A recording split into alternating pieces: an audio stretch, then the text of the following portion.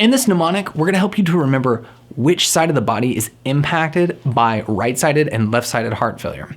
So the best way to remember this is with the mnemonic left lung, right rest.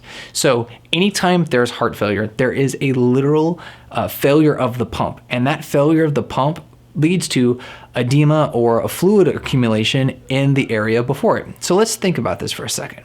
So the left side of the heart, its responsibility is to pump blood out to the rest of the body. Well, the spot right before it was the lungs. So anytime the left side of the heart fails, you have a backup of fluid into the lungs, and that's going to cause lung edema. Now the right side of the heart is responsible for pumping blood to the lungs, not from the lungs, but to the lungs. So if there's a right-sided heart failure, let's think about where the blood is before it hits the right side. Well, it's in the rest of the body. It's returning back up to that right atrium and the right ventricle. So if there's a failure on the right side, the blood accumulation is actually going to occur in the rest of the body because it hasn't gotten out of that right side of the heart.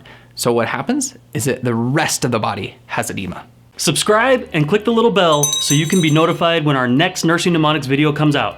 Click the little box below for your free cheat sheet. And did you know we have a free Nursing Mnemonics course? Click the link in the description below and you can take that course for free. Happy nursing.